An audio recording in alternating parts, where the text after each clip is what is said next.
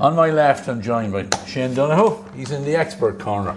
On my right, Dennis Glennon. On my furthest right, the one and only Alan Mangan. Lads, I think since we did the last football podcast, we have had a new senior football manager appointed and a new minor football manager appointed. Your thoughts on, say, the senior Alan? Good call, good choice. Your opinion? Yeah, no, great appointment as far as I can see. I think it's he's a good management team coming in along with him. He's as far as I know, he's changed up a little bit of the background team in terms of the strength and condition and so on. So I just think it's a really good appointment. It's a bit of continuity from last year, but also he seemed very, very keen to get the job, and that's what you want. You want someone that's really, really eager to get the job. Is there anyone from within the county that could have got the job? Probably not, with the experience that's needed. I know Mark probably never managed a team at county level before, but he's lots of experience in coaching, and I think it's a great appointment. Dennis? Yeah, I think it's a great appointment. He has Jamie Ganood in with him as well, and Emmett MacDonald. And Emmett has a fairly extensive CV there. Like, he was involved with Thirds Pass there. We got a couple of county finals with him, so I know how professional he is and how he does things. Jamie, if ever there was a player to go from player to manager, it's that type of setup. It's Jamie Ganood. He's quite a vocal person, and he's very involved in the background of a lot of the teams he's involved in. So I think Mark has a little bit of experience from last year as well, which will stand to him. But for me, going forward, it seems to be a good appointment. But it hit the nail on the head there with continuity. That was very important, especially with a young team that were playing a lot of very important games last year and competed in them without kind of getting the results. But they'll be able to step on a little bit further now this year under him. Shane, your thoughts on it, on the appointment? Yeah, same as the lads. I think from Mark's perspective, I think there'd be a lot of commentary out there. He never hung around the place for any longer than a year, so it's great to see that Westmeath meant enough to him to do that.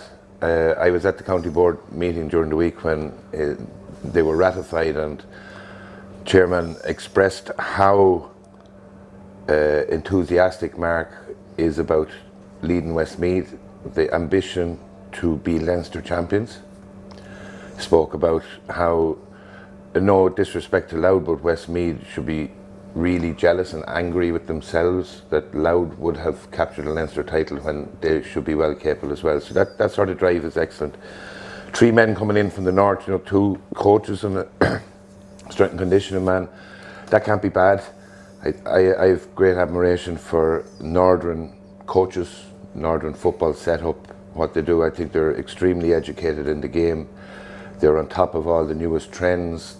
Yes, Ulster football gets a bad rap for being quite defensive at times, but I think they're really astute, and the 2 men that have come in have worked together in Cavan football recently and have been quite successful. So I think overall, along with Jamie and Emmett MacDonald, 2 good Westmeath men, with, as Denis said, Emmett has a very good CV. They work together as well as teachers over at Eden Derry, so they'll eat and breathe and sleep Westmeath football for the year together as colleagues.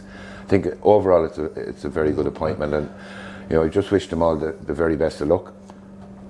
Alan, just picking up on something that Shane said there about Ulster coaches having, and Ulster football getting a bad rap for the defencemen. But isn't that what we were lacking last year? Like, we were the top scorer, I think, in Division 3, and I think maybe the top scorers in the country at one stage. But then we had conceded the most. So someone very eloquently put it to me, well, sure, there's where your problem is. So, these guys coming in here will have a better idea on how to set us up. We did look good going forward, but we were open at the back and caught at the end of games a few times as well. Yeah, but you have to look at the new rules are probably causing a lot of that. Like, obviously teams are going more attack-minded because of that end of things, and to be fair, we were very, very, very good going forward. Yeah. To be honest, I know what people are saying, that we did concede a lot of scores, but we were very, very unlucky a lot of times. Like, some of the scores that we conceded, like if you talk about the Meath match, they scored a goal after the final. Well, that had such an impact that the FRC have restructured that rule based on that game alone, and that was the game that was used as reference. How it was unfair, and terribly unlucky that way. Sorry, Alan, couldn't cross. Sorry, you cut across me there, Shane. Go ahead there. What have you to say? No, listen. What I just think with these men coming in, some of the best coaches, if not most of the best coaches in Ireland, are from Northern Ireland. If you look at Kerry, got Paddy Talley down a few years ago. They ended up winning the All Ireland with him, and it's not too often when Kerry go outside of their own neck of the woods to get someone down. Now I know they did with Cian O'Neill again this year, but at the same time, Paddy went down there and won the All Ireland. He's a very, very sought after coach up the north, and I'm pretty sure that a lot of these lads have learned their trade off some of the best coaches that are finished at county level. So I'd be pretty happy if we get ourselves right. We can be very, very competitive in both Division 3, and if we can get out of there, we're into an All-Ireland Championship and Leinster Championship that I think is very, very wide open at the minute, and it could be very competitive in it. Yeah, I suppose it's all very well saying we were competitive Division 3, but in the Tailteann Cup, I think we lost to two Division 3 teams. I think maybe I'm not sure Wicklow or Division 3 or Division 4. So it was a disappointing end to the campaign, and so Dermot McCabe walked away from. But look, it's a fresh, clean slate now, and I think it's a great appointment. I think he's been very shrewd in the two people he brought in locally, because he has no managerial experience, we know that, but Emmett has plenty of it, so including inter-county stuff. So look, we're not going to entice the Jim Gavins of this world to manage Westmeath, so we're going to have to take a chance on someone, and I think we just took the chance on the right fella. Yeah, and it was expressed at the county board. I actually asked the question myself, if Westmeath was an attractive job, was there a lot of interest? And the selection committee had identified a number of people they wanted to talk to, but they said that others had come forward directly to the county to say that they'd be very interested in Westmeath. So yeah, we mightn't get a Jim Gavin, but I think they've settled, and at least I'd be confident that they've settled on the best of what was there, and we should give them all the support they need. Absolutely, Shane, couldn't agree more. We've gone local again with our minor manager, Mick Dillon. Shane, I think Mick has worked with him. Or? If I'm not wrong, I think Mick has been with what's next year's minors through development squads, has been involved in. Mick has quite a bit of experience too. When you look at it, he was involved in a senior setup. He was back with Kenny McKinney last year with the under-20s. He's now taken the reins of a minor team, but a group that he's very familiar with. He's managed a few clubs around the county. I know Mick pretty well. I have a lot of time for him. He's certainly learned to be a little bit calmer on the sideline than he might have been in his early days. I'd say he's gathered a lot of experience, and like that, he's put a team around him with guys that have good coaching experience and from different sides of the county. So I'd imagine he'd be spreading the net as wide as he can, capture guys that mightn't have been in around those squads that developed a little bit later, and nothing disingenuous to the crowd that's gone. I think the county board always had their hands tied. They only gave minor management a one-year career at any point. Yeah. So last year's management team would have had to reapply, and they applied the previous year, whatever. I think the movement going forward is that it's a 2-year, but for review after one, as long as certain standards are met and they're on target, that it would be extended to 2 year. And I think that structure, both football and hurling, is going to help us to move forward as well. I've always felt there's been quite a disconnect from senior back down through the development squads when I'd see structures in other counties and what's trying to happen. And are you supposed to be results orientated at 14, 15, 16? Probably not. It's meant to be development, and I think we get a disconnect there. But again, best of luck to Mick and his team. I think it's a good appointment, and I wish them the very best of luck. Denis and Alan, know much about Mick Dillon? Don't really know a lot about Mick, to be honest, but what I would say is it goes back to again what Alan said. When you're developing players, it's probably not a bad thing to have someone that's knows them players the whole way up, that he knows what their potential possibly is.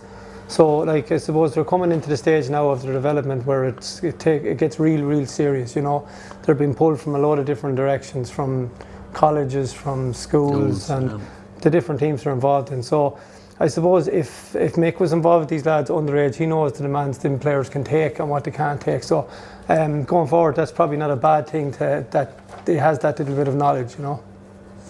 Yeah, no, I would agree with the lads. I just think it's a good appointment. Mick has been around the block a long time now. He knows what it takes, and it's a good appointment. The big thing that for him is to make sure that he's a good relationship with the minor hurling manager, because we have a lot of our top players, our dual players, the whole way up, from under 14 the whole way up to minor. So if he's a good relationship with Ger Behan, the new minor hurling manager, well then we'll have no problems there. No, it's good appointment. Yeah, good stuff, lads. Look, as Alan alluded to there, Ger Behan also appointed minor hurling manager, and we'll discuss that appointment, I think, at our next hurling podcast, as some of the backroom team would be well known to some of our listeners. Lads, we're going to look back and look forward now, just going into the last weekend of games in all the championships, last round of group games. Looking back, first of all, we'll start with the Junior 1. Results from the last game was Mullingar Shamrocks 13, Carson Kinnegad 9. The Downs 121, Athlone 1-9, and St Lomas 5-23, Killucan 3 points. In the Section B, which is the sole junior teams, with the exception of Moathall Whites, of course, Ballycarrigy and Ballycamoyle. We'll come back to that game. There was a walkover given to Ballycarrigy, and that one Ballycamoyle failed to field. St Joseph's won 14, Moathall Whites won 4, and Ballinagore won 11, Bunbrusson 11 points. Lads, looking at that Section B, which is the main first teams, we've tipped Ballinagore here. We've looked at them. We know pretty much everyone who they have involved with them. We know all about Michael Ennis, but they're doing the business. Ah, yeah, absolutely. Yeah, they're going well. They won last weekend. They were slightly fortunate at times last weekend. They didn't play their best football, I'd say. Nachi would agree with that. It was played in Castdown. It was extremely windy. It was a tough day to play football, to be fair, but they got out there with a victory, and that's all. That's what them games are about. You go into a game and you're expecting to win, but Bun, there's still a bit of fight left in Bun. They have a lot of lads that are the wrong side of 30 playing, but at the same time they know how to play a bit of football, and they'll be there thereabouts come the crunch end of this championship. But Ballinagore, yeah, the 4 wins from 4, and I'd say Michael Ennis would be very happy at the minute. Yeah, group games coming up this weekend. All of these are on, I think they're on the Sunday. Bunbrusson versus St Joseph's in Shandon at 2 o'clock. Moathall Whites versus Ballycarrigy in Milltown at 2 o'clock. And Ballinagore versus Ballycamoyle at 2 o'clock in Jorastown, home of Raharney. So there's a football game going into Jorastown. Just want to touch on Ballycamoyle. It wasn't nice to see any. It's not nice to see any club having to concede.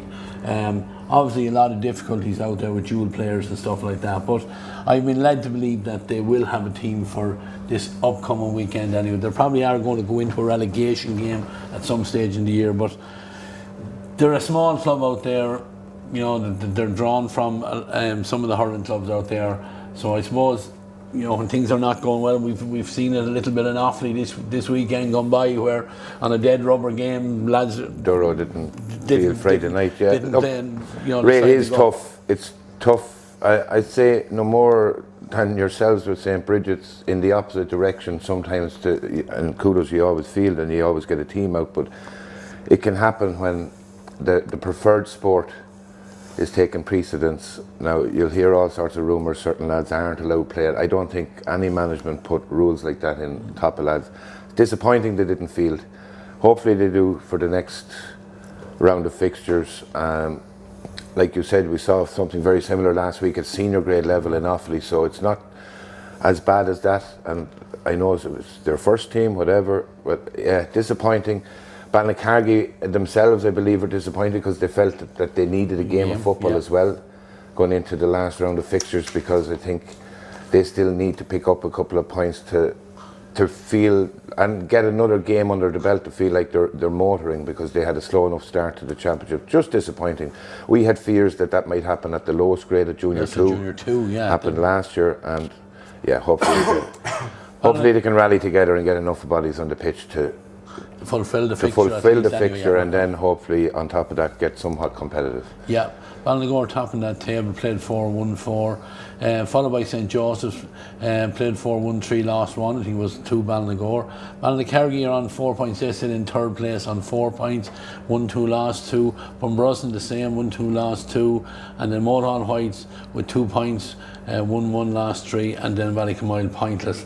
So looking at this, there's one team going to lose out. Ballycamoyle at this stage can't qualify, and it's really whether Motorhall Whites can get the win against Ball the weekend. It's hard to see it, but again, everything I think goes out the window in what's gone past, because we played football and hurling up to yesterday on in good condition, and now we've suddenly gone from summer to winter almost weather-wise. So form, has it gone out the book? It kept yesterday, so Listen, the game totally changes. Let it be whatever sport you're playing, with the weather changing as drastically as it changed yesterday, as we saw. It's a totally different game. You can't move the ball near as quickly. If the ball bounced at all, especially in football, it'll skid. You'd be hitting knees. You'd be gone 20 yards the other direction. It's a difficult game, and that's why the likes of Bunbrusson will come into this championship, because they have lads that if the game slows down, they'll be pretty good.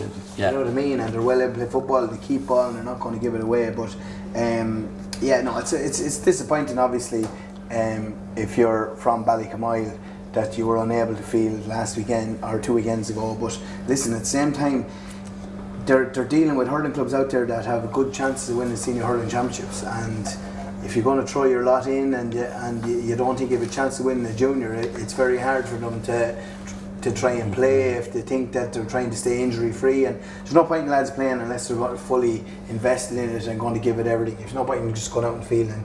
It's disappointing for Ballycamoyle, but at the same time, Ball will be disappointed that they didn't get a game last weekend. But from what I saw with Moat's second team, I just think that Moat's second team are just there, just fulfilling the numbers at the minute, the way they played. A couple of lads played really, really well in Castan, but at the same time, I just thought that St Joseph's were a damn sight better than them, so I can't see anything other than a Ball win this weekend. Yeah, and that really will decide the 4 teams that's going to go forward into it, then into the knockout stages. Looking over at the other junior section A table at the minute, and again looks very like we have more or less settled who's going to go through. Mullingar Shamrock on top, 4 wins and 4 played. Lomans 3 wins, 1 loss. The Downs 2-2, they have 4 points, and Athlone 4 points. Then Coruscant Kinnegad with 2, and Killucan yet to get off the mark. So this weekend, Coruscant Kinnegad and the Downs. So really, if the Downs win that, pretty much the 4 teams decided who's going to go through to it. And is it 4 Ray, or is it 2 from that? And no, it's 4 from it's 4 and 4 side, in junior. Okay. And a little bit like the intermediate hurling, there's 4 quarter finals. Right, very good. It's probably the only group that has them, but that's. Well, it makes sense again from development perspective. Those teams need as many championship games in a season as they can get. So. Yeah, fair. That's fair, Shane. So that's how that's going. So we know those games are. Section A, I think, are on Friday evening. Killucan and Mullingar is in Killucan at 8 o'clock. Coruscant Kinnegad, the Downs in Kinnegad at 8 o'clock. Athlone versus St Lomans down in Park Huron and Athlone. Again, all these games on the lights. And then the Section B games are all on Sunday at 2 o'clock. Bun and St Joseph's in Shandon at 2. Motorhall Whites and Ball in Milltown at 2. And Ballinagore and Ballycamoyle in Georgetown at 2. So, again, we're going to know everybody going through to knockout phase of the football championships after this weekend's games. We're going to stay in the reverse order, lads, and we'll have a look at Section B of the intermediate football championship. Of course, 1 game still to be played in that Section B. We mentioned, I think, the last time when there was a serious injury in the game between Kilbeggan and Maryland, and the game had to be abandoned. Thankfully, I think player concerned is fully recovered, and we're delighted to hear that. But that game is actually refixed for tomorrow night, 8 o'clock under lights in Tubberclare. That's Kilbeggan and Maryland. So again, after tomorrow night, we'll have a better idea what the table is going to look like and who's in with a chance, because there's lots of permutations in this one. The results from that Section B last week: Miltown Pass 2-7, Castledaly 7 points, and Castletownfenay Cool Whitehall 3-9 Ballymore 12 points. Again, as I said, the other one cancelled. Round of fixtures this week: Kilbeggan and Ballymore 3:30 in Rochester Bridge, Castledaly in Maryland 3:30 in TG Cusick Park. I think we're coming out live on TV, as far as I'm aware. And Castletownfenay Cool Whitehall against Milltown Pass. That one in Raharney again at 3:30. Lads, there's an awful lot to play for in this, except in that section B. Except that we know going into this weekend that Milltown Pass are the only team that are gone through to a quarter final. But still, I think maybe 3 teams can still get through to join them in it. So interesting games, and you know they're going to be tight. And the CCC have fixed all these round games at the same time this weekend. So you know, plenty to look forward to. Every one of these games pretty much something to play for. At the minute, Milltown Pass are clear with 4 from 4.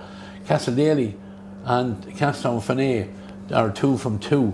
Now Maryland and Kilbeggan, one of them, with Barnes exception we get a draw, but one of them is also going to be on 4 going into the weekend. So, like, this group, you know, Milltown Pass have dominated. I'm not going to go to you on that one yet, but Milltown Pass have dominated the Denis, you know, and any one of 3 can join them in it. Yeah, and they're all good teams. If you look at them there, like, they're all teams that were senior teams not too long ago, you know, Castledaly, and they've still got lads in around inter-county panels and that, so they would fancy themselves of getting out and getting in to the knockout stages of the championship, you know. As you said, there's a game to be played tomorrow night that will have a big bearing on what way the games go at the weekend. But no, looking at what's left there, it's an exciting week ahead for all those teams involved. Some of them, though, Alan, it's going to be their last couple of training sessions this week, and the season is going to end. You know. Yeah, well, you could have a situation where if Kilbeggan win tomorrow night, or Maryland, and the opposite lads lose, and then the winners of that lose at the weekend and the losers win, you could end up with 4 teams and 4 points. So I don't really know what way that goes. Then there's a goal and scoring difference in the mini league between them, and the 2 lowest play one another in a relegation playoff. Like I've never seen a situation where the bottom of the table, in terms of relegation, we have a possibility of going into the last day with 4 teams all landing on the same points. So it's very tight. Listen, Milltown Pass are streets ahead of the other teams in this group at the moment. Like, they're really, really good. They did a good win last weekend, 2-7 without Brandon Kelly, as far as he didn't play, and he has been the shining light in intermediate football in terms of this season so far in terms of scoring. He's an excellent player. He's obviously learned a lot in the year at inter-county level. He's been very, very good. But for them to win that game, Sam Duncan's a massive asset to have back. Like, it's like throwing an inter-county footballer straight into the second tier of intermediate football. That's exactly what he is. But he's dominating matches. I was there. He came on against Ballymore in Castletown. First kick out, that they tried to keep it away from him. It hung that long in the air. He got from one side of the field to the other to make a catch, gave a 1-2 over the bar. Very same thing happened, bar. He just didn't score with the next one. But he's a phenomenal footballer to have back, and I think they're serious contenders to win it out. I know they're out of the group now, but I'm not too sure that anyone to finish is 3rd or 4th. There'll be a lot of teams looking to say, I think, is it the 4th team plays them? Yeah. I don't think it's whoever wins between Multi and Rosemount, I believe. Whoever wins between them, Multi and Rosemount, will play them. But then they will play then a semi-final against the top of that group. Yes. Look, do I get a chance to talk Milltown Pass down? Absolutely. No, we just don't let you talk. Just no, a couple of points I would like to make, Ray. There has been a lot of talk this year about possibly restructuring our championships, and I think that group and the top group of the senior championship show why there's no need to. Like, there was talks about dead rubbers and everything. Every team in that group has something to play for. Milltown Pass are in a quarter final, and that's to be fixed the weekend after, but they're playing a team who still has a dog in the fight.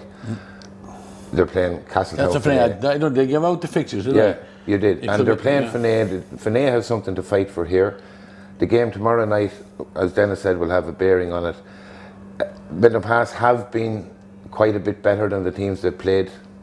It doesn't take away from the group. It's very competitive just below them, but I still wouldn't be saying that we're anywhere near like we will do well to win a quarter final against somebody from the top group at the moment, because we mightn't have been tested enough, and honestly we were very poor the last day out, and it's not good preparation for a quarter final. We always talk about not losing a game in a group. They're playing Finney at the weekend. I'm sure there's quite a few things they want to work on, probably some bodies that need to be rested, so you're going into a quarter final not entirely knowing where you are against a team who's after battling their way there in the top group, because it's a do or die fixture. Stop him from talking, continue on. You might not know where you are, but I think if you look at Miltown Pass stats, they've scored the most of any team by a considerable amount, and defensive record has actually been the best in that group as well, if I'm not mistaken, is it? It is, yeah. So like they're performing right, well Dennis. on both ends. So like realistically going into a knockout stages, Anyway, knowing that your forwards are firing. Kevin Burke, tell them I tried my best. They'll probably listen to you, Shane. Then it's unlikely to be listening. They knew you were coming in tonight. They'll be listening to it on Spotify tomorrow, probably. Then if they don't, I think they'll be in a confident position anyway. Yeah, so do I. Yeah. That's it, Shane. Champions crowned. No, we didn't say they'd win the championship. Oh, okay, Don't get carried away. We don't have We to give said the they're cup serious yet now. contenders. Serious contenders, okay. Let's go up to the real contenders, the next group. No, we won't leave this one yet now, Shane. Just because I know you have looked and studied. You're the man for the mathematics. But the second team that's going to go through to a playoff here is really, it can go any which way. Like Castletown Finney now are going into Miltown to play Miltown Pass. Do Miltown Pass go with a fully loaded team, or do the rest players?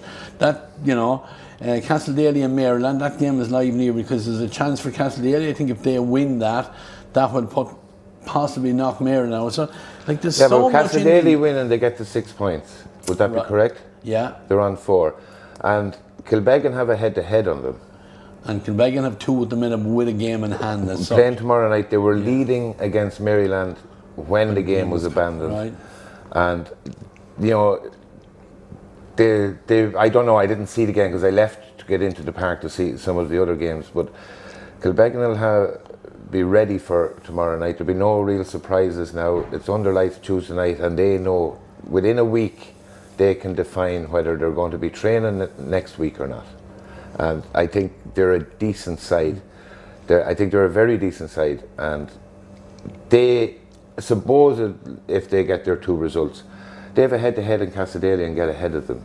Now there's other head-to-heads in it, so as Alan said, if one team wins and one team loses and it comes out other way, there's head-to-heads all over, so I can't predict who's going to come second. And I think Castledaly put up a decent performance. They'd be very disappointed with the first half against Miltown Pass, kicked terrible wides.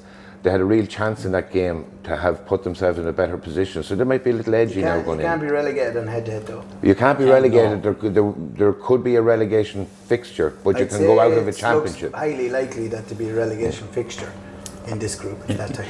Yeah, well, Ballymore are going to play Kilbeggan, am I right? In the last game. In the last game. Yeah. So if Kilbeggan win tomorrow night, like, a loss could almost relegate Ballymore in that game. Well, it depends on how Maryland get on. Who are Maryland playing in the last game? Like Maryland Castledaly. playing Kilbeggan first and then play Castledaly. You see, Castledaly are going to be fighting tooth and nail to make sure they win to go through. So you just, it looks likely that we will have a relegation playoff, and we haven't had one in a while. We had one last year in senior, but in intermediate, I don't think we had one for a while. With the change in the weather that you alluded to earlier on, a draw is not out of the question in a couple of these games. It throws it up all over the place again. Some fun then, all right, so, Shane? Again, why would we even consider restructuring these championships? I would agree with Shane. Like it's not too often that happens, but I would agree with Shane. It's a good championship, and it's well ran, and it's competitive the whole way through. The one thing I will say about Ballymore is, for a half an hour in Castletown against Miltown Pass, Ballymore gave Miltown Pass socks with it. They did. Socks with it. They were leading by 4 points or 5 points at one stage in that first half, and unfortunately it just went a bit awry for them in the second half. But there's a bit of fight in Ballymore as well. Yeah. Oh look, they'll go in there that game against Kilbeggan knowing, that they need to get the 4 points. Well, Kilbeggan really need tomorrow night's fixture against Maryland is one that Kilbeggan it's vital that Kilbeggan try and get over the line there, because they don't really want to go into Ballymore having to win. Yeah. Because both teams will be solid, and I'd have a few lads that are willing to put themselves on the chopping block to make sure to win a match. Yeah, no, like it needs, that intermediate championship is, you know, we all know it's so hard to win it. Alan, you won it from Section B, top in Section B. You know, Milltown Pass were second that year and went to the final allowance. You saw anything can still happen in that intermediate championship. The intermediate Section A, again, a few bits to play for in this one as well. But last week's results: Shandona 4-7, St Mary's Rocherbridge 10 points. Tuberclare 219, Multifarnham 110, and Milltown 318, Rosemount 115. Now, the round of games coming this weekend. These are on Saturday evening, it's 4 o'clock, 3 games. Milltown versus St Mary's Rocherbridge in Castlegagan at 4 o'clock. Tuberclare versus Shandona in TG Cusick Park, 4 o'clock. Again, I believe that one is on TV. And the last game, Multi versus Rosemount in Moat at 4 o'clock. So, Shandona, I suppose, are the team that have probably, you know, they fell down from, you know, senior ranks last year. You know, they felt hard done by. I think they were beaten in the playoff by only a point. But credit to them, they've regrouped. Ray Sheridan, who you know, Dennis, good man, and he hasn't re-galvanised them back on the horse again. He has, and I suppose for Shandona it was bittersweet, I suppose, because Kevin Hickey walked away from them and had done great work with them to get them up senior and keep them there for a period of time, you know. So when they went down, I suppose they needed something fresh to come in, and Ray, in fairness, when he was involved with Thurles Pass, he's a very, very passionate GA man that, you know, has worked with a number of clubs and knows what managing teams is all about. He's very professional in that, and once he brought that professionalism that he brought to all the teams he was involved with to Shandona, you can see there's a new freshness about them. They're getting results, they're scoring goals. I think did they score 3 or 4 goals the last game? Yeah, they got four, like that's serious going, and goals wins games. So they're obviously playing with a lot of confidence at the moment, and I believe he's an awful lot to do with that. The good thing about Shandona is their defensive end of things. Like, they've only conceded 47 points in the championship this year in 4 matches. Anyone that's a mathematician, it's less than 11 points. It's just slightly above 11 points a game. Yeah. So teams, if you look at all the teams, there's teams, anyone that scores 11 points, 11 to 12, 13 points, they're not winning matches anymore. Like, Rosemount scored 115 the last day and didn't win. Yeah. So you have to be up around, you're looking at 9-10 points a half. You're looking at 18 to 20 points to make sure that you win a match. So the good thing for Milltown Pass is, for Shandona is they're not conceding that many scores. Their defensive structure is very good. Okay, average of 11 points a game. That's really good with the new routes. Yeah, and they're on averaging 20-21 points then at the other end, which is very good. But their game this weekend is going to decide who's going to top the group. I was talking to Ray, and I wouldn't give away anything, but one of the comments was, you know, I said you're through to the semi-final now, whatever. He said, but the layout of that group and topping the group and not topping the group is a big thing psychologically, and if Tuberclare turn them over at the weekend, now Shandona suddenly are not top of the group but in a semi-final and still have to wait, and so they're going all out for this game, and rightly so. Rocherbridge are the only team that have nothing to play for in the Intermediate Championship this weekend as it stands, and it's unfortunate because I think they conceded 3 quick-fire goals against Shandona. They were leading. I was following the score while I was at the Milltown Pass game, and there was a few oohs and ahs when I suggested that Rocherbridge were winning by 5 or 6 points at one stage. But Damien Gavin has done great work with the hand he's been dealt, and they were really competitive against Tuberclare over in Moat. I think Malachy's played Colliery that same evening afterwards. They were really competitive, missed a couple of chances in the first half that would have kept them tight. Unfortunately, they have nothing to play for this weekend, but that group again, every game is important. Do Tuberclare or Shandona top the group?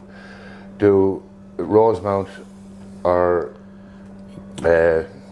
Multi-Farnham end up in 4th place. And don't forget, Shane, Milltown are playing Rochester Bridge in the last game, and if Shandona win and Milltown win, Milltown will go straight to a semi-final. To a semi-final. That's why I say everybody has something. They were slow getting out of the blocks. It felt in that championship, in that section 1. Yeah, and they'd be very happy with where they are, and they got a good test against a strengthened Rosemount team the last day out. David O'Reilly is back playing very well in the middle of the field, I believe. Andy McCormick is back. Baidu is at centre back. Young Cox is shooting the lights out, or at least did in the last fixture. So Rosemount are now becoming a team that are just moving in the right direction to get to knockout football. And the big question is, can Multi offer more than just Ronan Wallace and Anthony McGivney and the couple of names that we know? Can they offer more of a challenge to Rosemount than just trying to pin down Molly? And if they can, Multi could turn Rosemount over and be in a quarter final as well. Yeah, at the minute, Tubberclare, Shandona top 4 from 4. Tubberclare second, 3 from 4. Milltown are next then with 2 wins, 1 draw and 1 loss. So they have 5 points. Multi-Farnham with 3 points, 1 win and 1 draw and 2 losses. Rosemount then have 2 points, but can go to 4 with a win over it and sneak that last bit. Then Rochester Bridge 4 played, none won. So we still don't know who's going to make a quarter final. I think St Mary's go down. 2 teams go down from this group, isn't that correct? Yeah, so St Mary's fate is locked in, even if they win their match and get to 2 points and Rosemount lose. They both still go down, I think. Yeah, is that correct? Yeah, so Rosemount would go down because Rosemount only with 2 points and Multi. The Multi-Rosemount match, whoever wins goes through and whoever loses goes down. Huge game. Back down. Huge game. That's probably the biggest game in that full group there now. And Tubberclare and Shandona is the game. I think, as far as I'm aware, that's the game that's on TV. But well, that's the top of the group in fairness, and they're probably the 2 favourites for the championship. It is a marquee fixture because, like I said, both Tubberclare know they have to win to get to a semi-final because Milltown could get ahead of them, and you might expect Milltown to get ahead of them with if we look at the form, with the fixture that they have. Yeah. And Tubberclare lads, a little bit of a Jekyll and Hyde, have had good results, and then, the odd one thrown in. I know that they had a loss, I can't remember who, but Milltown. Milltown beat them, yeah, which would have been a little bit of a disappointment for them now, But could be a little motivator and a kick up the bum that they needed. We spoke at the beginning and the preview, and I talked about knowing the work they were doing in January, and Alan rightly said, how do you keep that going until middle of September, beginning of October? And that little bump in the road might have been enough just to jolt them back into action again. You can get complacent, but they're seriously contenders for it. They're a young side. Matthew Whitaker is back. Big deal for them. Right. They were able to take him off before the game played out against the Bridge the other day because they had those 3 quick fire goals, and the game seemed to be looked after. But the loss to Milltown, but Milltown are a contender for that championship too. You'd have expected someone to take points off each other like that during the group, I think. Yeah, that's fair enough. But again, interesting round of games this weekend. They're all on Saturday evening at 4 o'clock, so still plenty to play for before we decide who's going to make the knockout stages.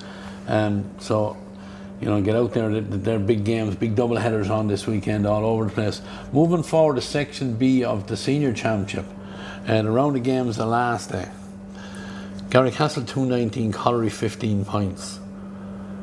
Old Allwhite's 310, St Malachy's 17 points. And Killucan 4-6, Tang 110. Now fixtures this weekend, Colliery versus Moat Allwhites. 5:15 in TG Cusick Park. That game is on TV as well. St Malachy's versus Killucan, 5:15 in Rochester Bridge, and Tang versus Garrycastle in Athlone at 5:15.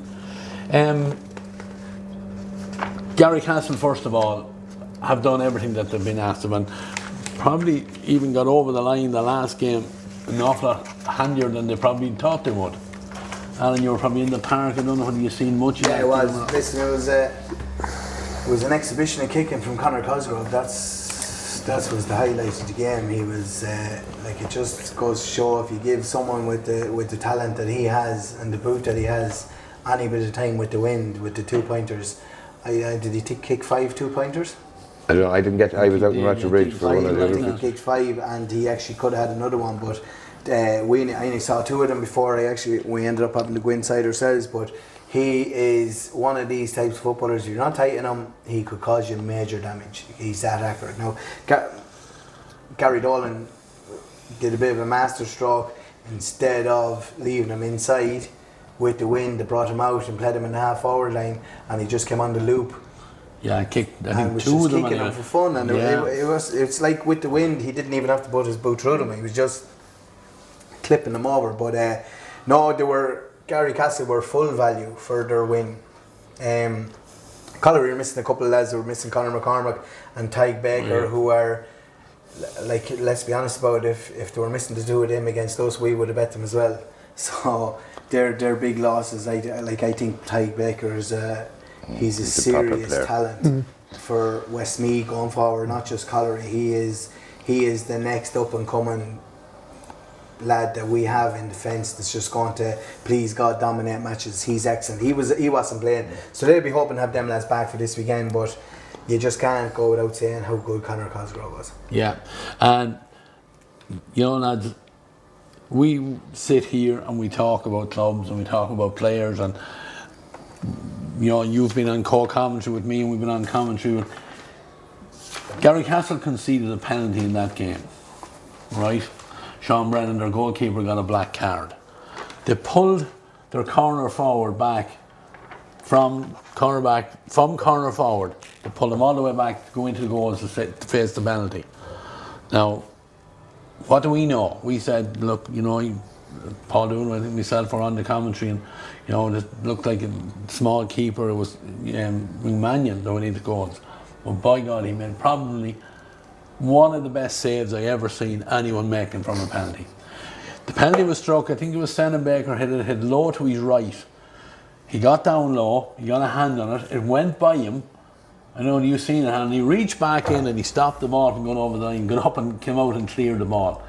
Did his 10 minutes. First man to greet him at the half-time whistle was Sean Brennan, because his 10 minutes were done and he was back out corner forward again for the throw-in. But, we look and we thought, it's only a small goalkeeper, what chances he got, but we didn't know. I think he played in goals soccer at some stage, and he certainly knew how to hand himself between the posts as well. So just, you can make a comment and you can be look so foolishly afterwards, but Gary Castle are impressive. Look, but I didn't see it. I was out of the Calucan game in Roger Bridge, but my first reaction to that is how well management know their team, their squad, and what. But that's not only their team, their squad. It's what they've planned for. They already knew that the plan, if there was a black card for their goalie, that they had an on-field substitute rather than having to sacrifice a substitute, and that's astute, and that's being on top of all the small little things that you have to get right to get to the next level. So kudos to them all for that. And as I said, what do we know? Alan, Mothall, Whites and Malachy's 310, 17 points, beaten by 2 in the end. Tom Browne is back behind the camera, and we won't bring him in on this one, but you feel very much that was a game you could have won. Oh, absolutely, yeah. I just think we just made the 2 mistakes that we made. We cost us 2 goals. Normally when you make a mistake out around the middle of the field, if you got yourself back quick enough, you'll only concede a point or maybe a 2-pointer at the most. But unfortunately for us, we made a mistake out in the middle of the field in the second half that ended up just being in the back of the net. And the same in the first half. It was sort of an unfortunate error where we came back across our goals. Probably should have had a free out, didn't. Not blaming the ref, don't get me wrong. It looked like a free out, but we should have kept going, kept trying to play the ball instead of just stopping. Ball was knocked out of the full-back's hands, ended up in the back of the net. 2 mistakes, they're the 2 reasons that we lost the match. Have to say, I thought that Mort in particular in the first half were very good. They use the ball well. They're well drilled. They're well coached. And they have a fair unit with Toby and a full forward. He's very direct. Gets the ball. He's very direct, and he scored an outrageous goal. Yeah, it was a great goal he got. I got in for some of that game, and when I say some of it, when a couple of quick fire goals, I watched a lot of football that day. I had to get home. I actually was disappointed when I turned around, obviously friendly with Alan and Tom. I would like to see Malachy's competing. I thought probably struggled a little bit with Darragh Lowry's running power down the middle, straight down the middle. At times couldn't get a hand on him enough to slow him down. He's a very powerful runner, and he brings that Moat team forward very, very quickly. Toby is a big guy. He took his goal very, very well. When I saw that Malachy's had brought it back to, 17 points he had clipped by the end of the game, it surprised me a little bit, but it shows that there's plenty of fight in Malachy's. You probably, as you said, Alan, a couple of sloppy things or things going against you. I think there was a ball picked in the middle of the field, clean off the ground, that mightn't have been picked up on, that ended up in one of the goals against you. So they're the little things, but they happen in all games to all teams. But yeah, Moat are decent. Malachy's are a good senior side. If they keep going, they'll be a decent senior side in a couple of years' time. Denis, the 3 games in this group, really, I suppose 2 of them have a lot to play for, particularly Connery and Moat this weekend.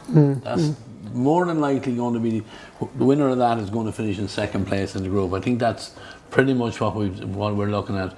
And that's I'm not sure what way Killucan. If Collery and Killucan win, there's 3 of them on 6, no? Yeah, I think that would be right, Alan. Yeah, so if Collery and Killucan win, there's 3 on 6, so it's a mini league. Yeah, it is. So, right, so that means we have all to play for, because Tang in the other one, they need to get something or they're going to be heading back down to intermediate. So they, haven't come up. I think it was 2 years ago they came up. They got out of Section B, got into Section A, have come back down, and the last thing they want to do is to fall back into intermediate, because we know the dogfight that goes on down there.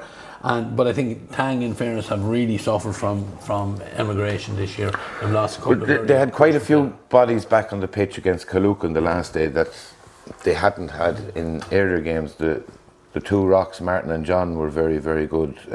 Kieran Duncan was back in full back. Burke has played all year but looked a little sluggish. Killucan were just a little bit better drilled than them the last day and a little bit more physical. Just Sammy Clark and Leach. Leach played very well at full forward, and people say that he's in and out of games. I thought he was very good the last day. Killucan, they're very well drilled. Weather conditions affected everything that weekend. I think the Roger Bridge there was a strong breeze down the pitch, and Killucan performed very well against it in the first half.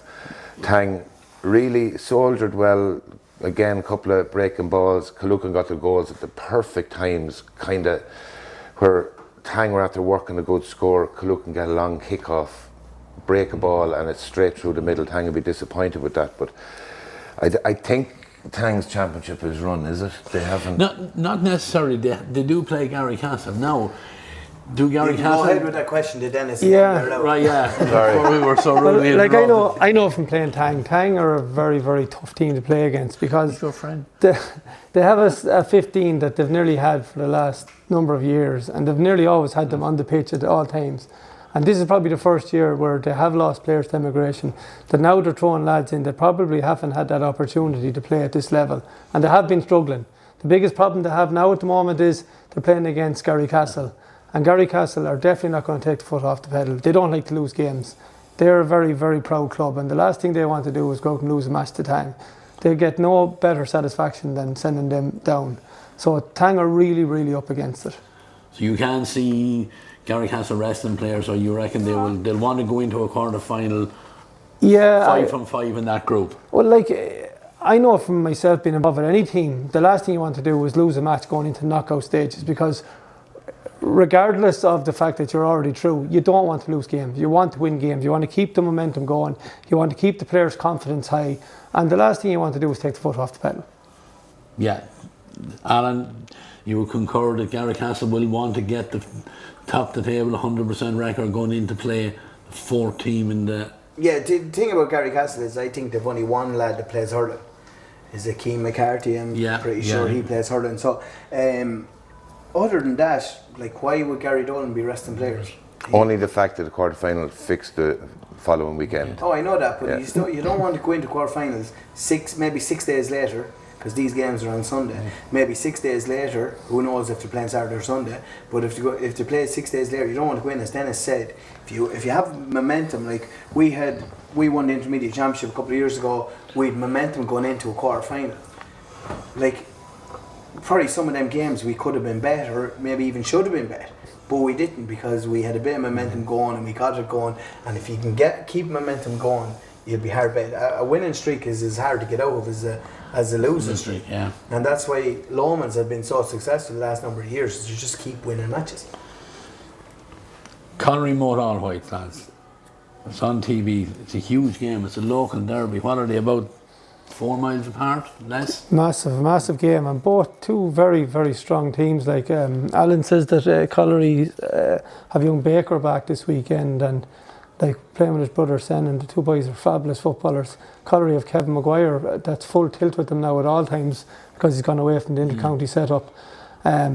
He won't be afraid of Mark and this guy doing all the score forward, Toby. Robbie Ford. So like, it's a big game, and there's a lot of quality players on show, and as you said, it's a local rivalry. I don't think they've probably had a game as big between both teams as this one's going to be. So for me, that's the game of the weekend to kind of look out for. It's a very important game for both teams. Yeah, I don't know, I can stand correct on this, but did they meet in an intermediate final a couple of years back? No, maybe I'm wrong. No, but I think Colliery unfortunately beat Milton Pass to go be promoted, and Moat beat Milton Pass in the semi-final. Moat beat Milton Pass in the semi-final the following year, I think. Fair enough. I thought there you was knew what you were asking when you threw that out of me. Yeah, I think you knew. Malachi's beat his coming out of the bottom group. I don't know how many times you're going to say it, Ray. Keep going. But we're red hot favourites for the intermediate, don't forget. Good. Keep it that way. Okay. Keep on the run. Thanks a million. But that's a huge game. But for Colliery to get over the line here and get the win, they have to get those two players back that they were missing the last day. Absolutely, and by all accounts, they will have both of them back for this weekend. C-Mac is really important as well. He's their shooter. You know, he's the guy that's going to kick the 2 points from distance, and like, even the score he clipped to Pippi by a point, I don't think there was another guy in the Colliery team that would have clipped it over from that angle that landed on the top of the net in Moat that day. He's key to them as much as the two Bakers. They need him back as well. There's a big prize, not just a quarter final for these teams. It's a guaranteed, we've always said it about the senior, it's a guaranteed another two senior championship campaigns by getting up there. And these young development squads like Moat and like Colliery are relatively young. That's so important. Gary Castler, we often talk about their age profile. They have been there, and they've been up there, and they were county champions as recent as 2019, I think. And a lot of those lads have medals. It won't faze them. They'll know how to navigate the rest of it. But Colliery and Moat, I'd imagine it'll be a huge crowd at it. Yeah, a lot of interest in it. Yeah. And top of it, there'll be a lot of good football played. Do we have any idea how that, if you know, we can possibly, as Alan said, we can possibly have 3 teams with 6 points. Do we have any idea what way? Well, it goes on that mini league between the three of them, so it'll really depend on who wins the Colliery and Moat match and by how much. How much, yeah. So like Colliery would have to win, and if Moat win, they go through. And if or draw. Or draw, yeah. But if Colliery win, it'll depend on how much. I don't know the actual scores of the other matches between the three of them, to be honest. But it would like Moat have a big interest, have a big following. I couldn't believe the amount of following they brought to Husey Park the day they played us. They were very, very vocal in the first half, and then when things go against them, they were even more vocal. So it's they're well supported. it's a big town Moat now, and they will really see themselves that they should be shooting out at the highest level, and they'll be gunning to make sure they win this weekend. Yeah, like a lot of bragging rights there, but that now means, Alan, that the Malachy's Killucan game, like Killucan have to go and win this one. And you know, like now 3 games mean so much in this group. There were quite a few lads be familiar with each other there on those 2 teams after From a week ago. From a few days ago as well. Yeah. 2 very conditioned sides, and it comes down to their hurling as well. I know Alan's involved with Castletown, but Castletown hurlers are very well conditioned, and Raharney hurlers are very well conditioned, and a few lads that don't play football or don't play hurling in either have had to keep up to that level to keep themselves in the picture for their football teams. Both sides well able to play football. It's going to be a good battle.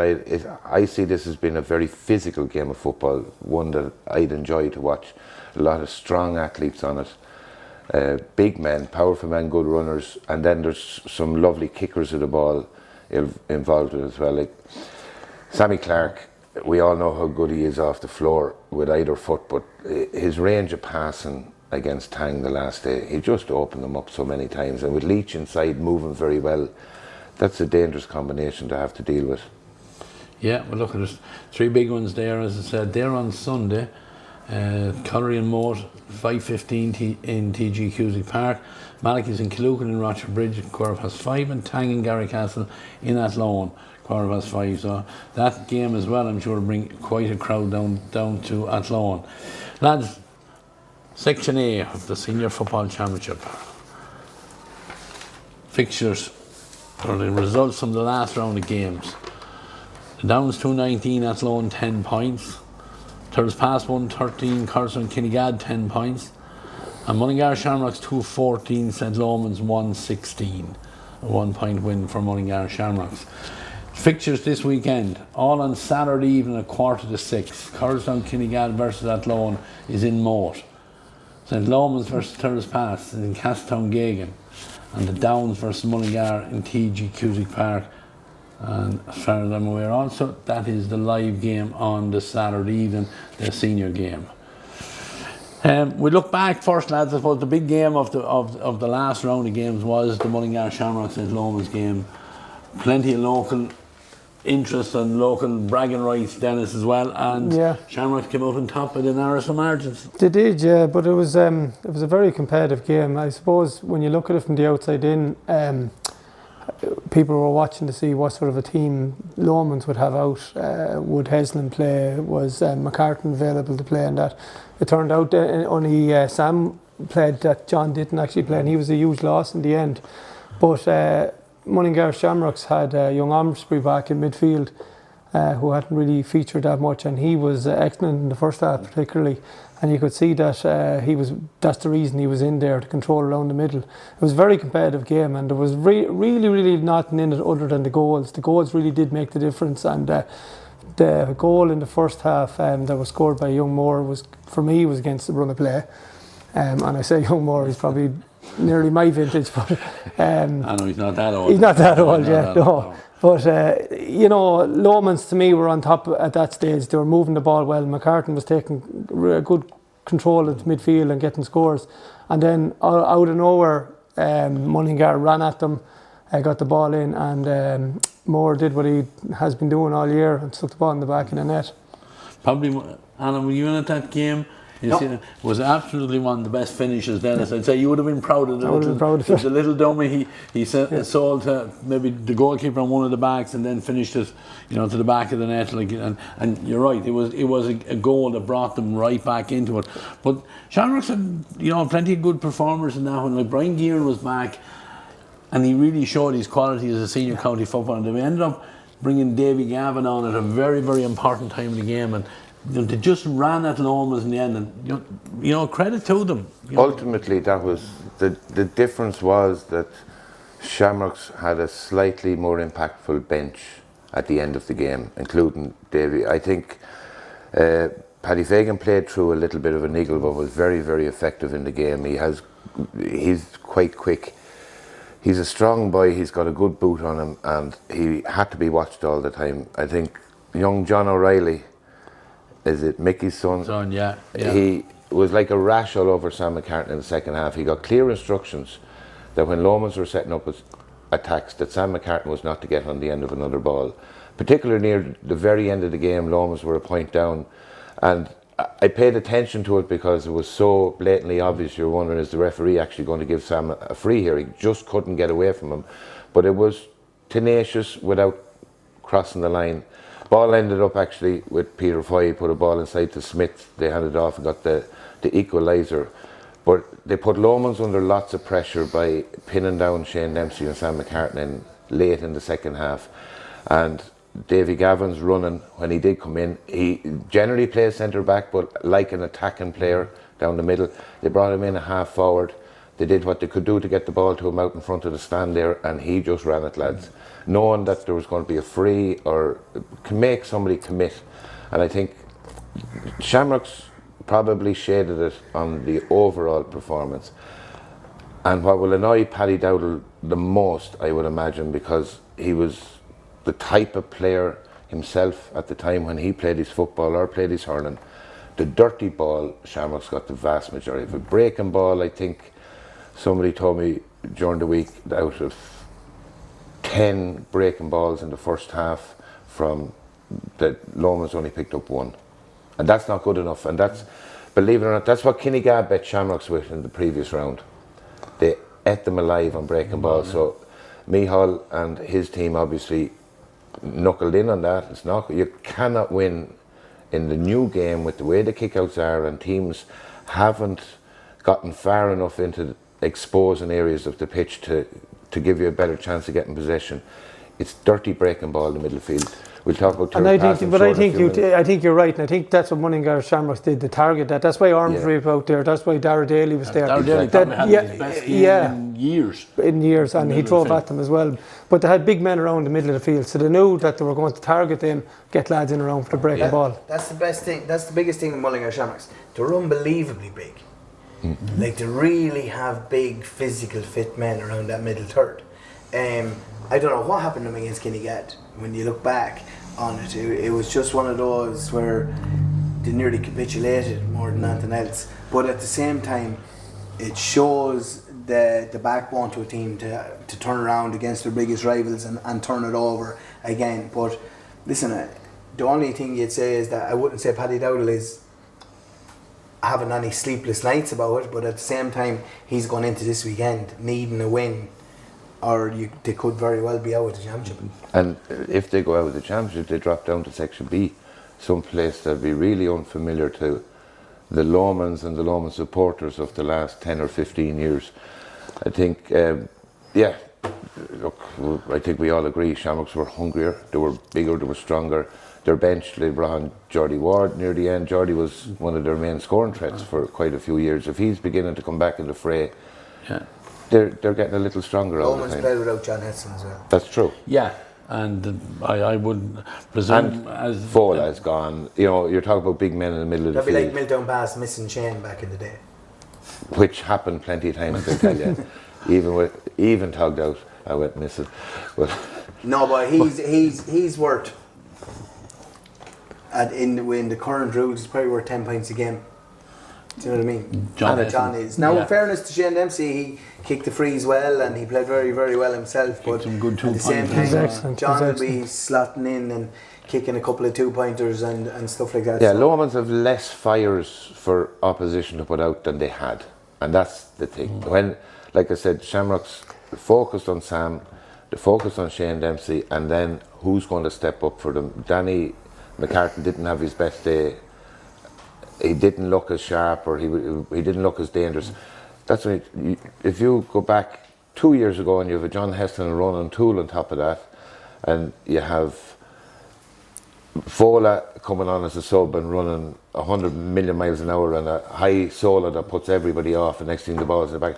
That's 3 more fires you have to put out. They're just not as dangerous as they were. TJ hasn't played. It's supposed to be close to coming back now, I think, for this weekend so, as well. Oh, great news.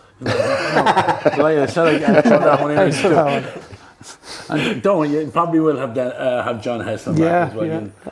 But No, look, they won't be overly concerned, to be honest, because even what I seen, I only stayed for the first half, and I thought they were impressive, and I felt like they were a team starting to come good from what I seen, you know. So I don't think they'll be too upset by that. It might be, as Shane said, to kick up the bum, they need it. yeah, you know, time will tell. You know, sometimes when you lose games like that, and it doesn't come as easy. Just a bit the of next time, edginess so will come into come a into bit it. of edginess, and you know, there might be a bit of discord in the camp. There's no point in hiding it. There's been stuff out on social media, and they're all distractions that they don't need.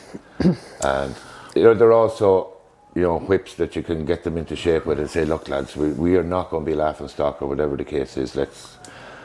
Let's knuckle down. And so yeah, it's just a really interesting. They haven't found themselves in this position in quite a while. Yeah. And it'll be interesting to see how they react. Oh, exactly. I'm going to look at the other two games before we look into the weekend fixtures again.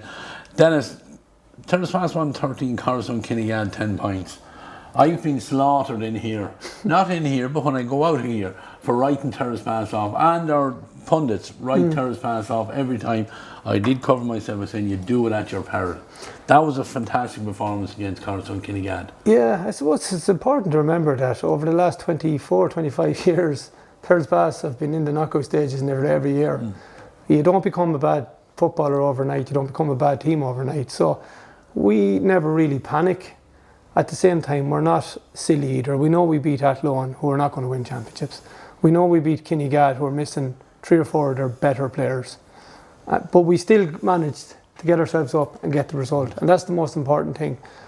We never doubt that we can get results, you know. So we went there and we got it, and we're happy enough. We're in the position we're in. Put yourself in a great position. Yeah. A couple of players, obviously, you know, you've lost Nigel Hart, who's going to be a huge loss for the club and county as well for the foreseeable future. But one player who I thought really stood out in that game against Coruscant Kinnegad was Adam Flanagan in the middle of the field. Gave an outstanding performance. Big man, you know, in this modern game, he stood out. I think he kicked 1, if not 2 points, I think, in it.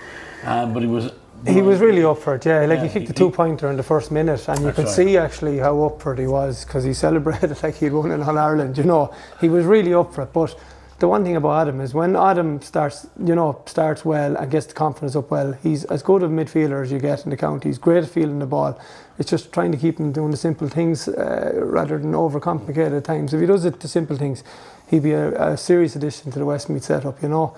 Nigel is a massive loss for us.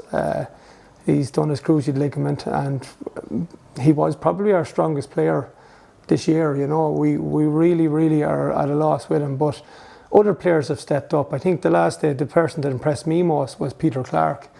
Like, when he gets the ball and he drives forward, like I was just shouting from the sidelines, get it into Peter's hands, get it, because he makes teams panic, because he does the most dangerous thing with the new rules, which is he runs at jet speed and at pace. You know, for me, he was exceptional the last day. And on the flip side, Coruscant Kinnegad came out of that game, I would imagine, very, very disappointed in how they performed. Absolutely, but they put in a massive scoreline against Mullingar Shamrocks, but then they went back to score. I think they scored an average of 10 points up until the Shamrocks match. They scored 320 or something like that against Mullingar Shamrocks, and back down to 10 points again. They need to get more out of their scorers. At the end of the day, you have to get scores on the board. No team, I think Terrace Pass scored 113, 16 points. I think that was the lowest. That was the intermediate and senior. That was the lowest scoring that actually won a match. But you have to be up around that 16 to 20 mark to have any chance of winning the match. And unfortunately for Kinnegad, they just can't get up there. And I don't know, let it be. It's they're making wrong decisions. They're very slow in the transition from defence up to attack. They need to change that for this weekend, because they're going into this weekend. A win mightn't even get them through. But at the same time, it's in their hands now that they have to make sure and win this weekend, or they've absolutely no chance of going through. And they're going to get very hard to get that. They're playing Athlone. Pardon? Athlone. They're playing Athlone. Athlone are in the same boat. They're going to be fighting tooth and nail to make sure that they can go through as well. So that's a really, really good game. It's going to be tight. It's going to be there's going to be skin and hair flying, and it's going to be a good watch. But at the same time, if Kinnegad want to go through, they need to get more out of their forwards. Like they have like on paper they've really good forwards, really good set of forwards, but they're not threatening the scoreboard. Yeah, they have That's the thing. Like Brian Cooney is playing at centre forward for the most time, or in around the middle of the third, but they need him chipping in with 3-4 points a game, because he's well capable of doing it. He did it in the league for Westmeath this year. He needs to be doing it on the scoreboard for them. But they will have, by all accounts, Josh Gahan and Jack Thorpe back this weekend. They'll be big pluses because they had great seasons out with Westmeath out in New York. So they'll play very, very well out there. So by all accounts, they're going to be home. And if they are at Loan, will get it very hard to beat them if they can click it all. Yeah, but it depends. Yeah, I agree with you, Alan. But what I saw with Kinnegad against Shamrocks and what I saw them against Thurles Pass, Shamrocks completely laid down the second half, having played a very good first half, lost a couple of breaking balls in the middle of the field. Confidence grew into Kinnegad and they played with abandon. They played with absolute no control. There was no rules, there was no nothing. They just played football and they were really, really impressive, albeit against a team that practically gave up for whatever reason. And they reminded me of Donegal in the All-Ireland football final against Thurles Pass. There was no way that they were going out of their structure, the slow transition, to carry the ball, to work at the certain spaces. Thurles Pass had their homework done on them and were hungry enough in the middle third and then expressed themselves when they got the ball, particularly Peter Clark. I was very, very impressed with him as well. But Kinnegad never played with that looseness that they found themselves in the second half against Shamrocks. Exactly what Alan is pointing out. But are they being controlled to play in that way? Is it a fear that they're playing in a tight game that they don't want to take a risk? They won't get anywhere until they play with that expression, that risk taken and that fast moving the ball, not what am I supposed to do with it from this position? It's supposed to go left, then it goes into the corner, then it skips a guy and comes back out. It all becomes lethargic. And no spark can happen in an environment like that. Yeah, and that's my frustration with them. Is it Dan Leach? Is it his name? Dan came on and kicked no, Jared came on. Jared came on and kicked a huge 2-pointer. Yeah, as soon as he got the ball, young Corcoran, your Jamie, is it full-back, got trapped with ball twice on the sideline. They were beginning to sniff a bit, and there was a bit of energy about them. Then they get a free kick from the exact spot that Gerard had put over his 2-pointer, and they brought up young Fleming from goals to kick it off the ground and missed it. And then they get a free out the other side and put Gerard. So they need to let the guys that are going well keep going well. Like Leach got another one. Next thing he's on fire. He's in trouble. He ended up being there. He's a lovely kicker, but he had struggled on his kickouts. He wasn't kicking the ball particularly well all day. And it just for me was, well, that's who takes the frees from that spot, and we're not changing. But in championship games, in the moments, and when a guy is on form, I don't agree with that. That's okay. You don't have to. But they have to do something different, Alan. If you go out with a free taker in mind, and you get a free from a certain position, and that free taker is the one that takes it, I would say that free taker has to take that free. Like if we went out back in the day and say Jerry Egan or Denis were taking a free when I was with Thurles Pass and we got a free in that area and one of them two boys were on the pitch, well then they're definitely no matter how bad they're going, you're putting the ball in their hand because you trust them. And I would say that Shane Fleming is a really good free taker. He come back in goals this year, obviously for one reason or another, but at the same time he is a fine kicker of the ball. I'd have no problem with that. Like it's at the end of the day, he's their free taker, and he came up and he was unfortunate. It wasn't that far wide now, to be honest. No, it wasn't. I'm not picking on the individual.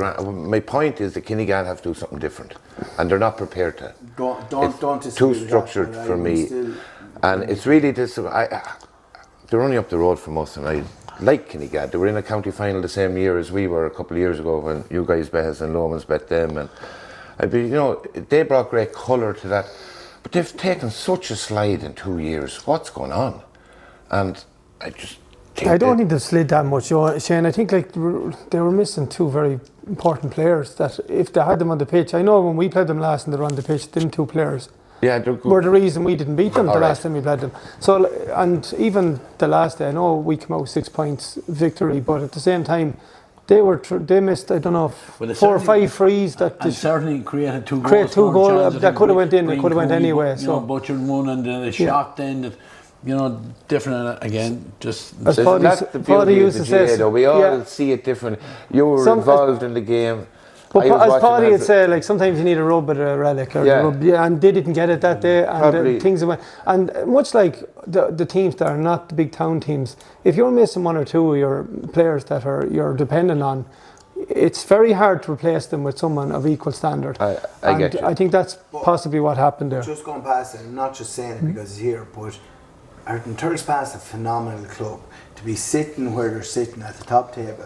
They have so many clubs lingering in around them. We're quite close to Turks Pass ourselves. Kilbeggan come in, Rochester Bridge come in on top of them, St. Bridget's come in from the other angle up on top of them as well. But to be That's able Croghan now you're talking about, isn't that St. right? Bridget's Yeah, Croghan, absolutely, yeah. Like Clarify it. they really come Not the in. hurlers. That's No, right. he's They not having really the hurlers. they're sitting at that top table since I remember watching them playing in a final in 1999 Tonight, in yeah. Castletown, and since then they've been at that top table and they haven't slid away. Now the unfortunate part for Turks Pass is they have to make sure to win this weekend And, yeah. to be guaranteed to go through. So, or even a draw will do them. So that's what sits in front of Turks Pass. Yeah, look, we'll just go to finish the last game, the Downs on Athlone. I suppose the Downs did what they had to do, get the 2 points, move on, top the table, qualify for a semi-final, and they're still looking very, very impressive. Yeah, they are. I was at it, and geez, 2 You beats, were like- everywhere, shit. I told you. I went and saw a lot of football. I can't come in here and not be. But, geez, I saw Athlone warmed up in front of me, and I know is it Owen Jordan that you had in a couple of weeks ago, and like the man is an encyclopedia of the players and whatever, and they're in great shape. They're big, they're strong, they're mobile, but there's something missing. And there was a lot of what I observed, and I'm not making a dig at any of it, as a group, there was a lot of chatter at each other and back the sideline in the game.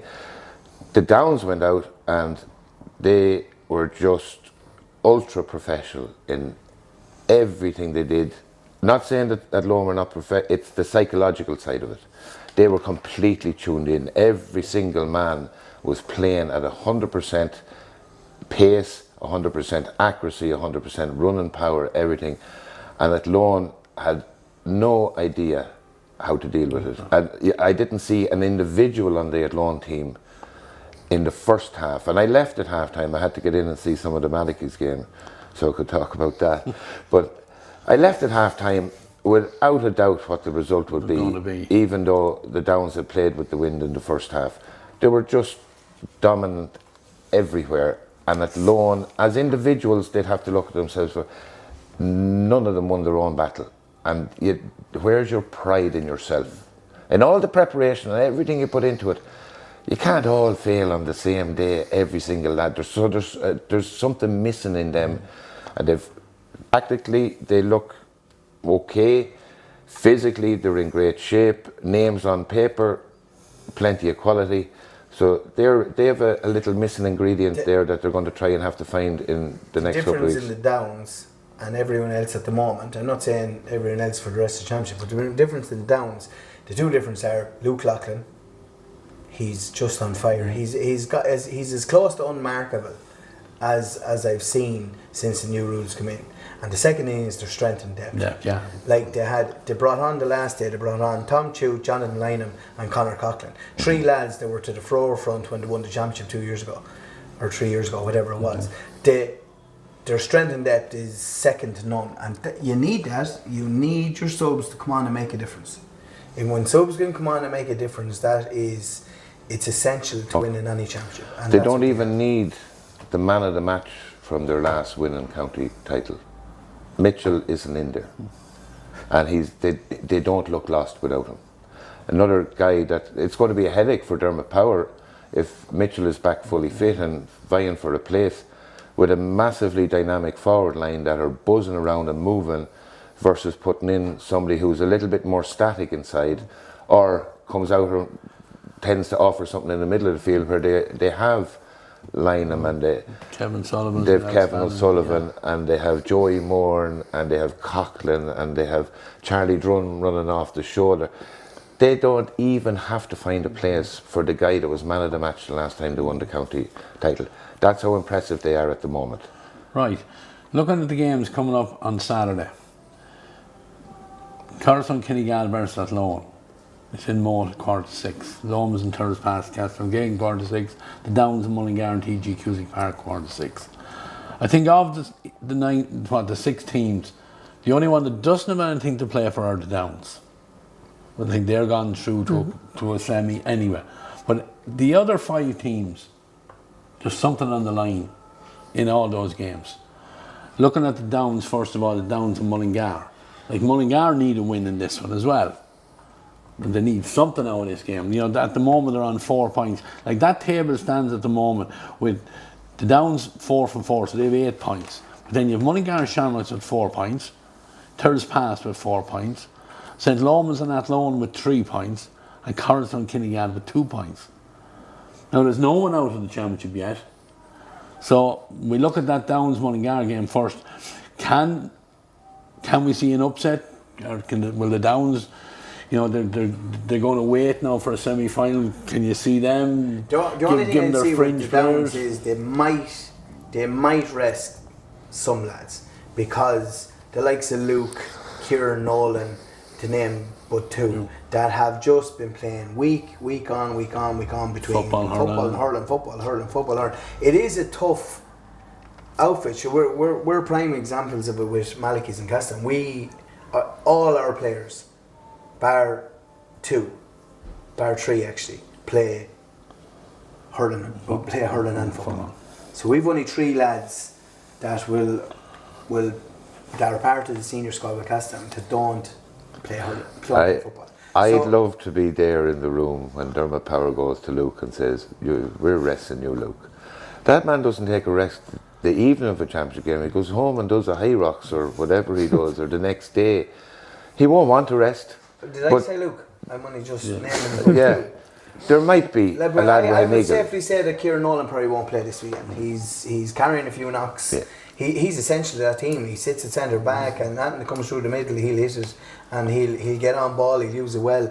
I would say they might rest 1 or 2 lads, but at the same time, they're a very well-oiled machine, and it's hard to turn over that. And as Denis said, there's no point in going into a knockout stage championship from a loss if you can keep winning. I think Can you see Mullingar getting anything out of this game? Talking to Mullingar people at the Plunkett's hurling yesterday, they're not 100% guaranteed, but it's 99.9, I think, with the combination results and score difference in mini leagues, that they're qualified anyway. So it's if there was a chance that the Downs could put Shamrocks out of the championship, I think they wouldn't pass up the opportunity.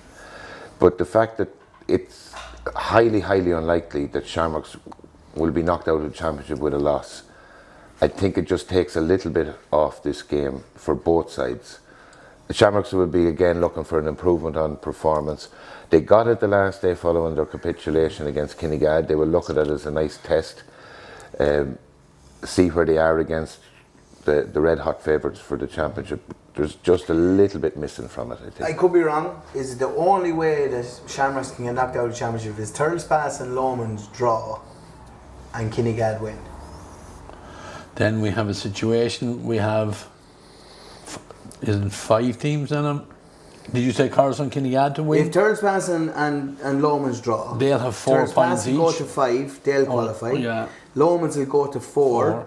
And Kinnegad win, they'll go to 4. So they'll all be in 4, but in that mini league, because of what Kinnegad done to Shamrocks in terms of the scoring difference.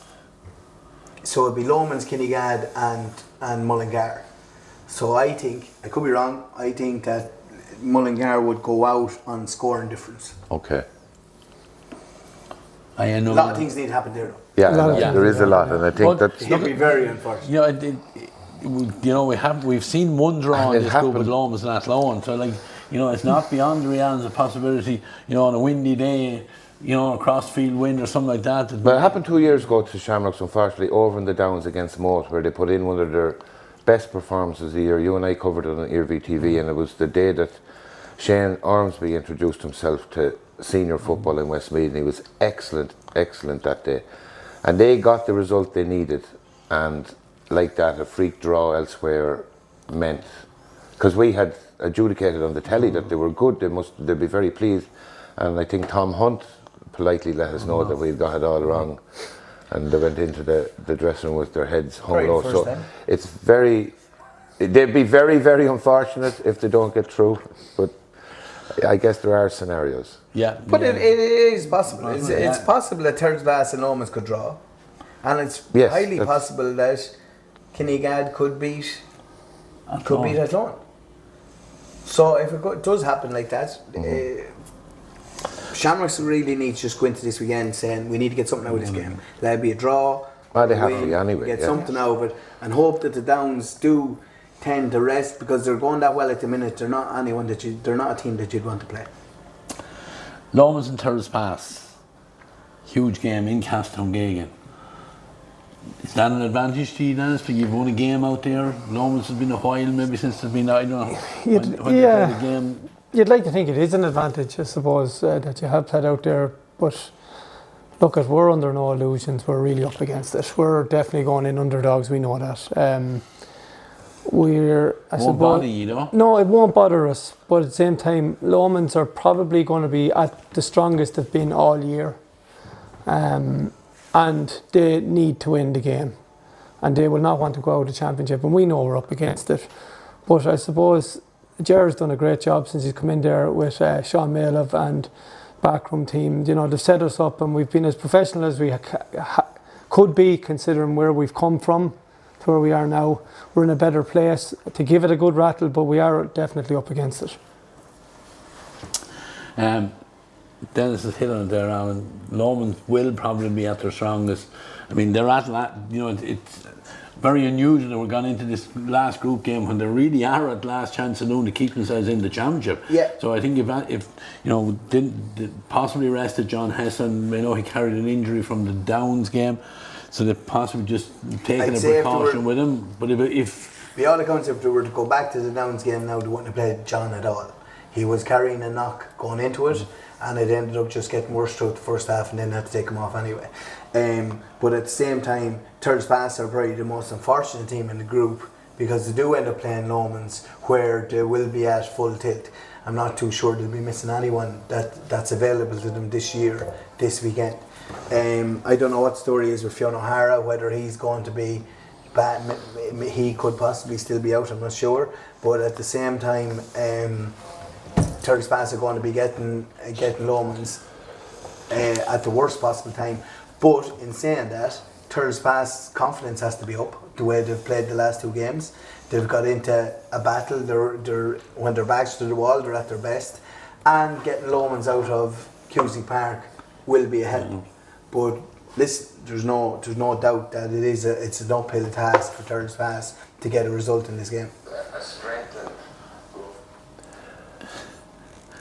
Yeah, something I didn't mention, we should have mentioned in the Shamrocks Lomans game, in fairness, and you paid tribute to a guy coming back and saving a penalty from outfield. Ross Croon kicked 7 points against Lomans, and it shouldn't go unnoticed that the goalkeeper contributed 7 points, 2-point threes, I think, in a 45, 2 of which were into the wind, one just barely scraped over the bar, and they might be the kicks that ultimately put Lomans out of the championship if Thurles are able to get their business done at the weekend. I give Thurles a real fighting chance. I do agree with Denis, they're probably underdogs based on histories and things like that, but the real fighting chance. Does a loss put Thurles out, or are they on 4 points?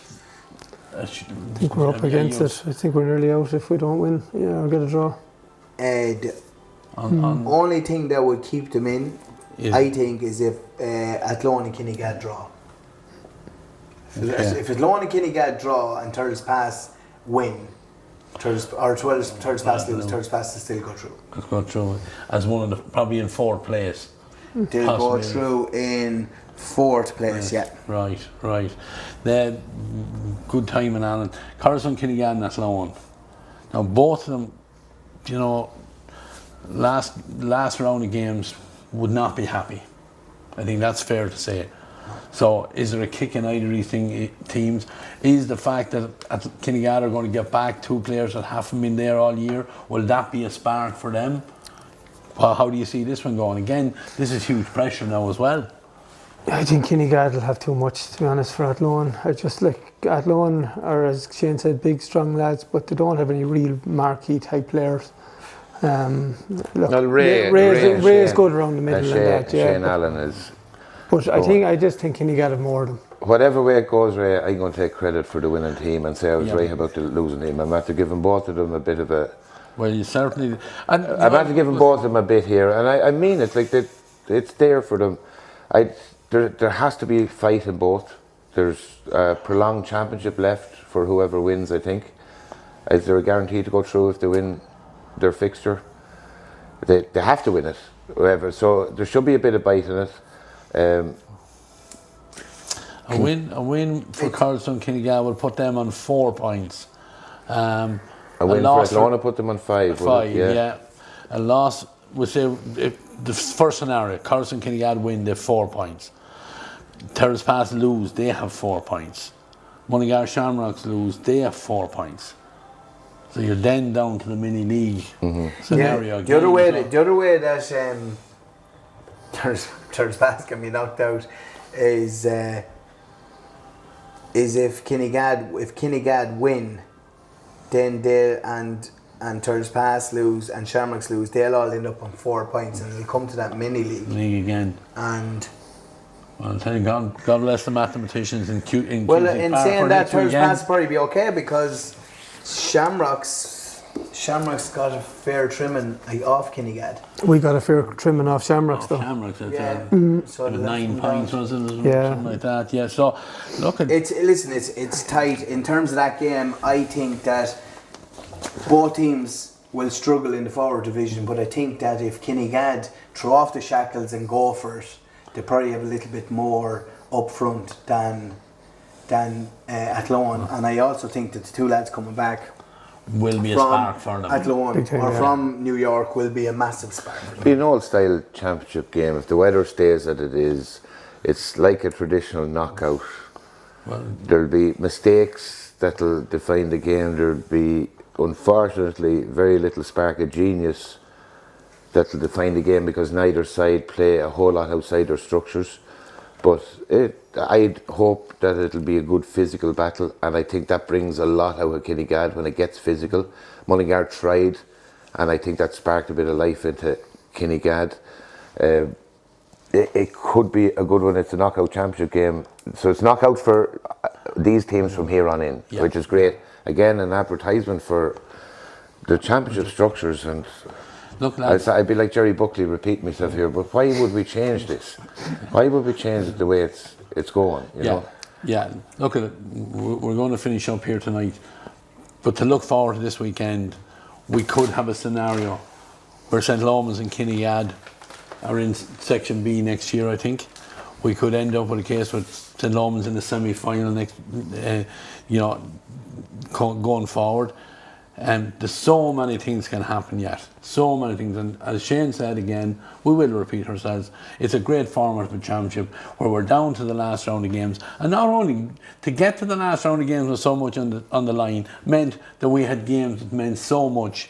We've had no dead rubber game, I think, in the Westmeath Senior Football Championship in Section A or Section B. And in fact, you can only go into the intermediate the same thing.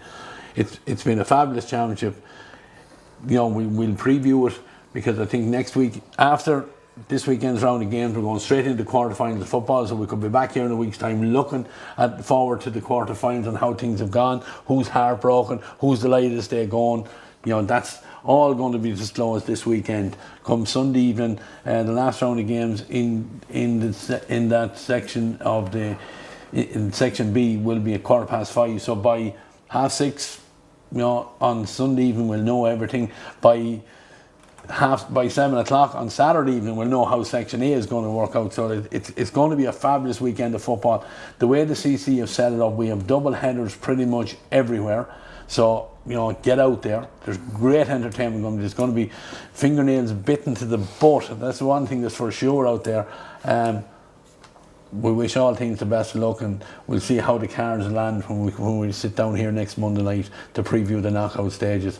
Shane Donoghue is always in the expert corner. Thank you very much, as usual. Dennis, best of luck at the weekend as well. Back involved with the team as well. Hope to see you on the field as well. Alan Mangan probably has played his last game of football. He won't admit that just yet publicly, unless he wants to give us an exclusive. No, he's not going to do that. He'll probably be pushing for the goals. So Tom Browne, you better be ready next weekend anyway. So the three lads, thanks very much for joining us. I don't think we've anything else to mention. Kieran Clark and the staff again, thanks them very much. We're back in our usual spot this weekend. So look, from myself, Ray Gavin, we'll see you on Iarmhi TV for 2 games on Saturday, 2 games on Sunday. But for now, it's good night.